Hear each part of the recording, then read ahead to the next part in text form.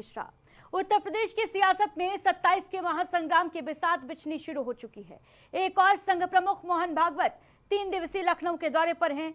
भले ही ये संघ का आंतरिक कार्यक्रम हो, लेकिन भाजपा के संगठन में संभावित फेरबदल से पहले लखनऊ में भागवत का होना सियासी हलचल के साथ साथ विपक्षी खेमे की टेंशन भी बढ़ा रहा है। दूसरी तरफ योगी सरकार के अनोखे और ऐतिहासिक फैसले ने इस बात पर मुहर लगा दी है कि पंचायत चुनाव 2027 के विधानसभा चुनावों के ठीक बाद होंगे। ट्विस्ट यह है इसमें कि कार्यकाल खत्म होने के बाद भी मौजूदा ग्राम प्रधान गांव के प्रशासक होंगे, यानी चुनाव भले ही टल गए हों, लेकिन प्रधानी की कुर्सी और रुतबा उन्हीं के पास रहेगा।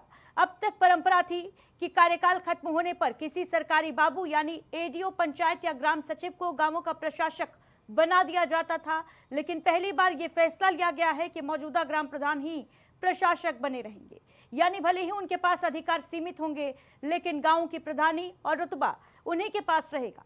सवाल सीधे हैं कि क्या विधानसभा चुनाव से ठीक पहले गांवों के प्रधानों को पद पर बनाए रखना बीजेपी का मास्टर स्ट्रोक है क्या? पंचायत चुनाव टलना मजबूरी या बीजेपी की सोची समझी रणनीति? सवाल यह भी कि क्या 2027 के रण से पहले मोहन भागवत लखनऊ में बीजेपी की ग्राउंड इंजीनियरिंग को दुरुस्त करने आए हैं? क्या भागवत का ये दौरा विपक्ष की घेरबंदी का एक साइलेंट प्लान है? और क्या 3 दिवसीय प्रवास ये इशारा कर रहा है कि बीजेपी के लिए बिना आरएसएस के 27 की वैतरणी पार करना आसान नहीं होगा? चर्चा की शुरुआत करेंगे, लेकिन उससे पहले देखिए योगी सरकार ने किस तरीके से मास्टर स्ट्रोक चला है। पंचायत चुनाव 2027 विधानसभा चुनाव के बाद होंगे।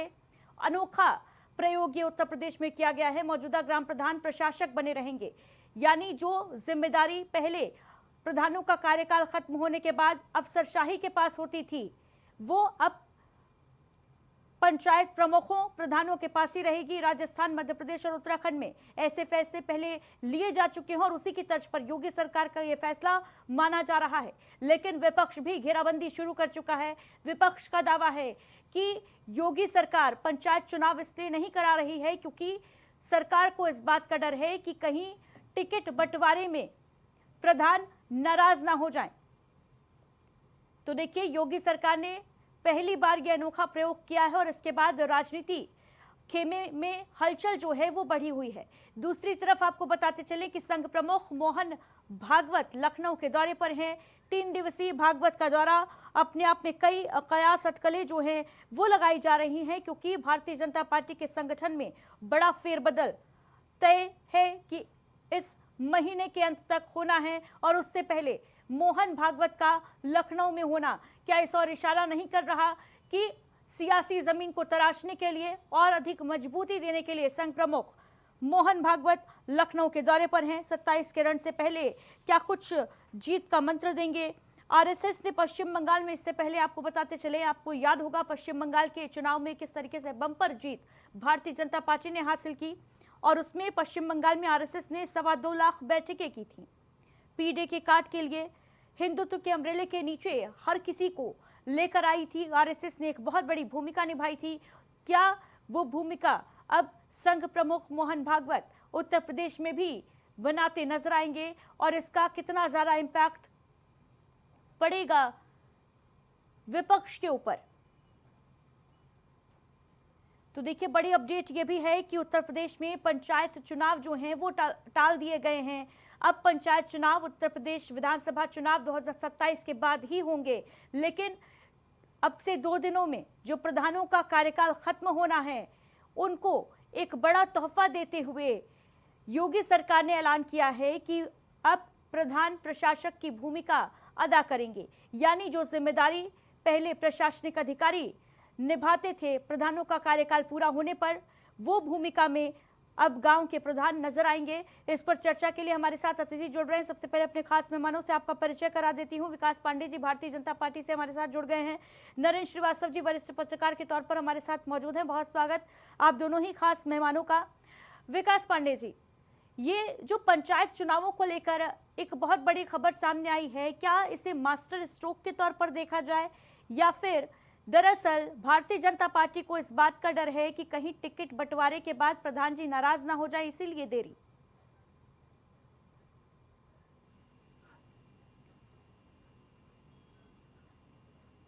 विकास पांडे जी, क्या आप तक आवाज पहुंच रही है?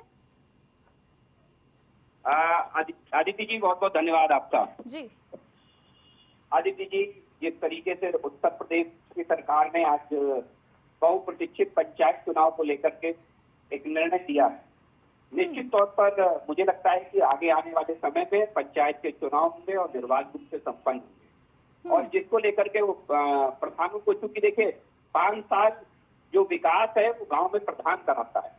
चुनी हुई सरकार होती है, गांव में जो पंचायत की सरकार होती है उसको प्रधान चलाने का काम करता है। और मुझे लगता है कि यही कारण है कि सरकार ने ये सुनिश्चित किया कि जो विकास की लाइन, जो विकास की रूपरेखा प्रधानों ने और उनकी ग्राम समिति ने मिलकर के तय की है, उस रूपरेखा को वही आगे बढ़ाए तो मुझे लगता है कि बेहतर परिणाम और बेहतर विकास हो सकता है गांव में।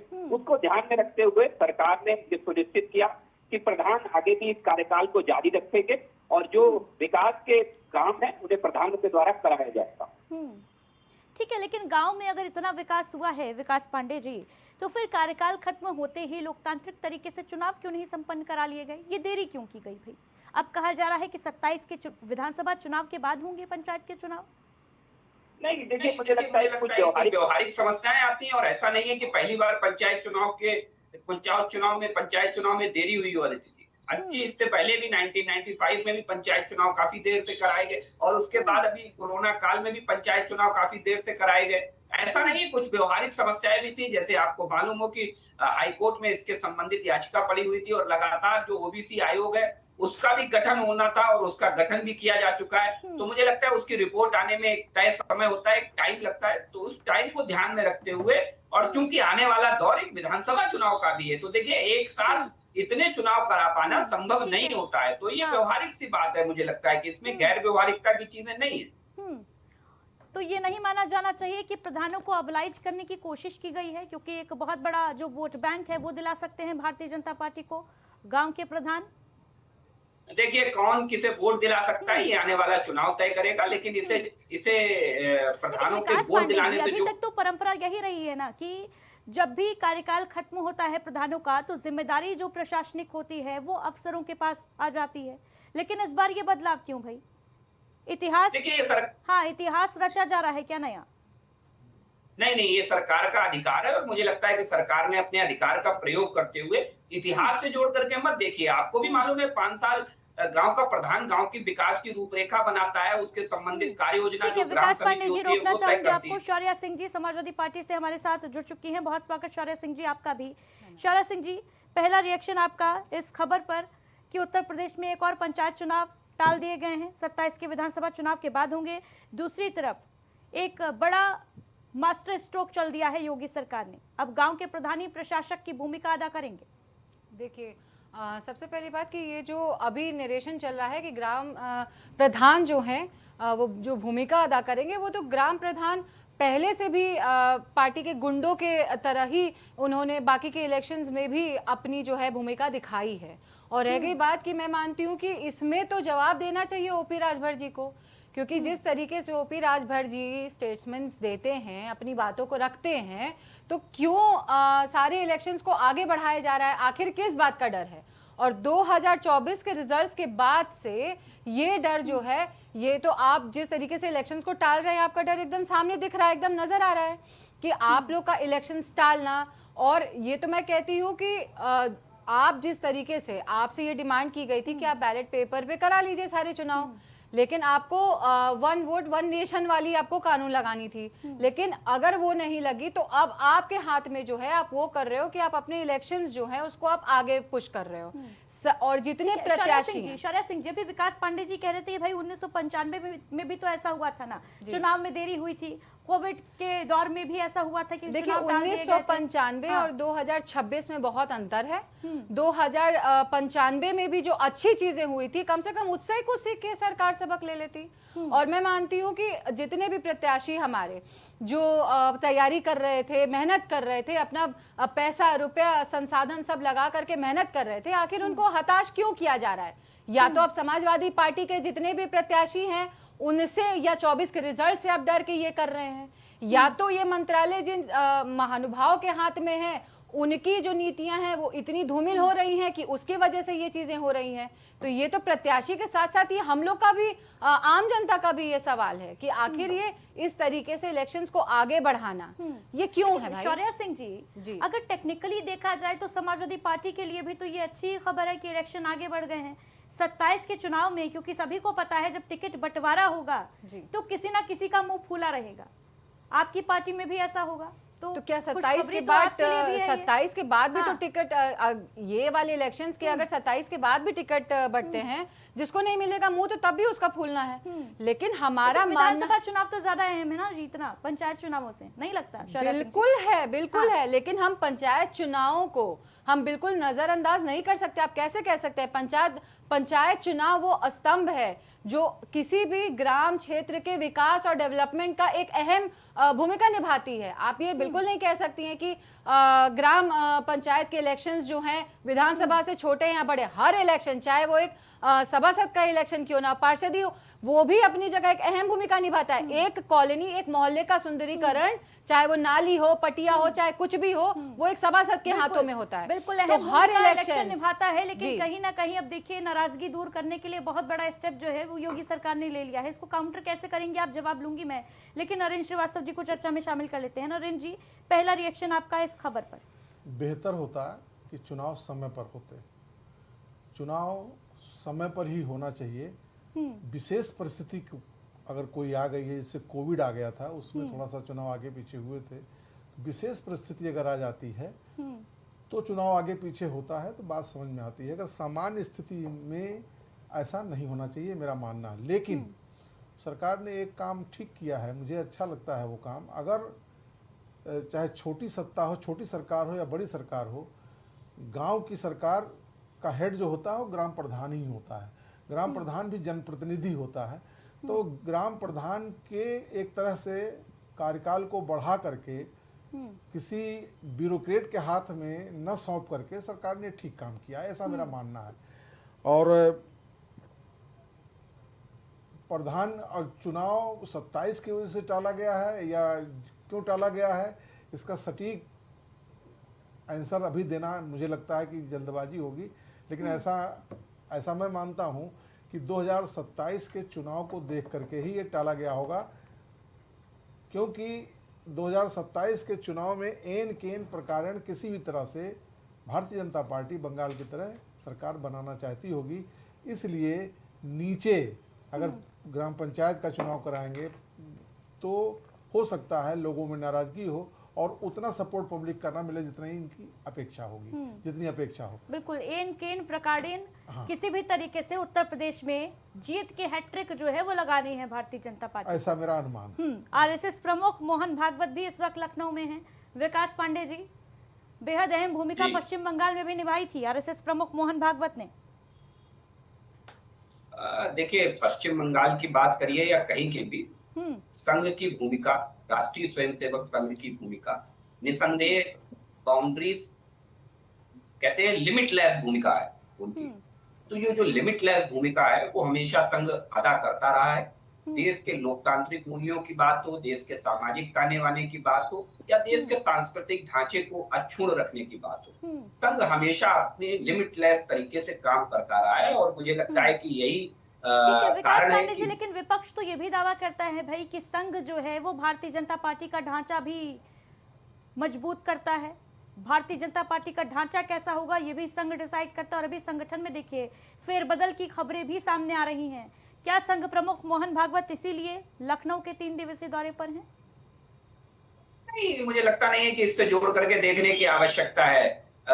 मुझे याद है खूब कि इससे पहले जब मंत्रिमंडल विस्तार, जब सेकंड मंत्रिमंडल विस्तार हुआ था उत्तर प्रदेश में, तब भी इस तरीके की तमाम बातें चल रही थी। और चाहे अभी लोकसभा चुनाव की बात हो, जब संघ प्रमुख का लखनऊ दौरा हुआ तब भी हम सबने बैठ करके डिबेट की थी कि कहीं प्रत्याशियों को लेकर के तो कोई आपसे आपस में चर्चा नहीं होनी है या तमाम सी चीजें। और संघ प्रमुख ने स्पष्ट कहा है कि बीजेपी, उनका खुद का बयान है, आप उसे क्यों नहीं कोट करना चाहती, कि उन्होंने कहा है, सदैव मोहन भागवत जी ने ये बात कही है कि भारतीय जनता पार्टी राजनीतिक विंग है और वो अपना निर्णय लेने के लिए स्वयं स्वतंत्र है। अब उसके बाद भी अगर आप सबको अगर ये तो नजर विकास आता है पांडे जी, कहीं ना ये कहीं, केवल एक कोइंसिडेंस है क्या कि जब जब कोई बदलाव फेरबदल होने वाला होता है तो संघ प्रमुख मोहन भागवत जो हैं वो लखनऊ में नजर आते हैं उसके बदलाव के कुछ समय पहले। ये मंत्रिमंडल विस्तार के कुछ महीने पहले भी देखने को मिला था, आज एक बार फिर देखने को मिल रहा है जब संगठन में फेरबदल को लेकर चर्चा हो रही है। विकास पांडे जी, देखिए मुझे लगता है कि जब इस तरीके की बातें आप, इंजीनियरिंग क्या साइलेंट इंजीनियर जो है वो एक्टिव हो गए हैं 27 के लिए आपके? नहीं, देखिए सबसे बड़ी बात तो ये समझ लीजिए, जब आप अगर भारतीय जनता पार्टी से अगर संघ को जोड़ करके देखती हैं तो ये भी बात अभी आप तो मान आप लीजिए स्वयं कह रहे थे कि अहम भूमिका पश्चिम बंगाल में अदा की, इसको आप इस बात से आप एग्री कर रहे थे इस स्टेटमेंट से, और अब आप इस बात को नहीं, नकार रहे बिल्कुल हैं। पश्चिम विकास बंगाल, पांडे जी, बिल्कुल मैं कहता हूँ, मैं आज भी इस बात को कह रहा हूँ, मैं 2 दोबारा लाख फिर से रिपीट ज्यादा किए दे रहा हूँ। बैठकें मोहन भागवत ने पश्चिम बंगाल में की थी। उत्तर मैं प्रदेश, दोबारा फिर इस बात को रिपीट किए दे रहा हूँ, पश्चिम बंगाल में राष्ट्रीय स्वयंसेवक की बहुत महत्वपूर्ण भूमिका थी, और राष्ट्रवाद को संरक्षित रखने के लिए, सांस्कृतिक मूल्यों को बचाने के लिए संघ लिमिटलेस तरीके से काम करने वाला संगठन है और विश्व का सबसे बड़ा स्वयंसेवी संगठन है। तो और उत्तरदायित्व की भावना का विकास व्यक्ति के अंदर, जो भी संघ के परिवेश में पला बड़ा होता है, उसके अंदर उत्तरदायित्व की भावना के डेवलपमेंट का जो मॉडल है वो बिल्कुल एक्सट्रीम है। और मुझे लगता है दुनिया के तमाम दिग्गजों ने, अकाउंटेबिलिटी की बात आप कर रहे हैं। शौर्या सिंह जी, विपक्ष को क्यों लगता है भाई कि अकाउंटेबिलिटी जो है संघ की वो भारतीय जनता पार्टी के लिए है? देखिए सबसे बड़ी बात ये मैं मानती हूँ मोहन भागवत जी के ऊपर, जिन्होंने ये बोला है अपने स्टेटमेंट में कि भारत के सभी लोग हिंदू हैं।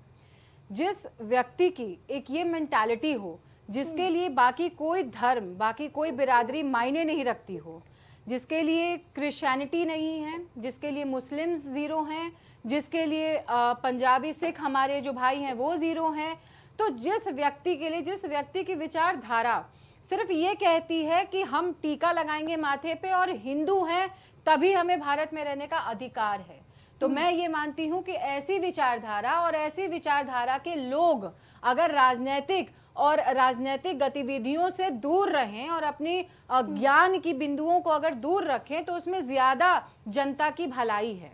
और मैं ये समझती हूँ कि जो सरकार जनता के सवालों से भागती हो वो जान लीजिए आप कि वो हमेशा राष्ट्रवाद और हमेशा मंदिर मस्जिद के मुद्दों के पीछे जो है हमेशा छुप के चलने का काम करती है। ठीक है शौर्या सिंह जी, ये आपका डर तो नहीं बोल रहा है ना कि आरएसएस प्रमुख लखनऊ में हैं, क्या कुछ करेंगे, क्या सियासी जमीन जो है और ज्यादा स्ट्रांग कर देंगे भारतीय जनता पार्टी के लिए आरएसएस?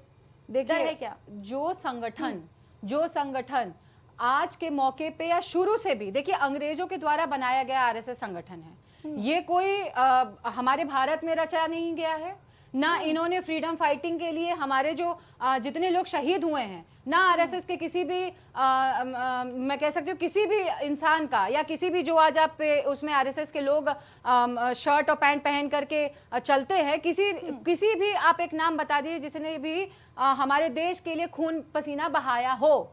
जबकि अगर हम ये बात कर दें, मेरी बातें बहुत लोगों को बुरी लग जाएगी, लेकिन आरएसएस में कई नाम ऐसे हैं हमारे यहाँ पे जिन लोगों ने अंग्रेजों की मदद की है फूट डालने के लिए और डिवाइड एंड रूल करने के लिए। तो ये आरएसएस वो संघ है जिससे यहाँ डरने की कोई बात ही नहीं है। हमारा भारत देश, हमारी पार्टी समाजवादी पार्टी भारत के अंदर बनी हुई, भारत के नागरिकों द्वारा बनाई गई पार्टी है, कोई अंग्रेजों द्वारा बनाई गई पार्टी नहीं है कि जिससे हमें आरएसएस से डरना पड़ेगा। आरएसएस वो पार्टी है जो हमेशा से डिवाइड एंड रूल का सिस्टम इन्होंने फॉलो किया है और आज भी कर रही है, क्योंकि ये सीधे सीधे धर्म के नाम पे पहले अलग कर दो, बांट दो, फिर उसके बाद इन्होंने क्या किया, धर्म के नाम पे भी जिससे वोट लिया उसके लिए यूजीसी ले आके रख दिया। आप टीका लगा लीजिए, आप घंटी बजा लीजिए, आप उसके बाद ये बोल दीजिए कि हम जो है इस समय जितने भी बूचर हाउसेस हैं उसको बंद कर देंगे, लेकिन एक्सपोर्ट में इंडिया किस रैंक पे है ये आपको भी पता है और हमारी आम जनता को भी पता है।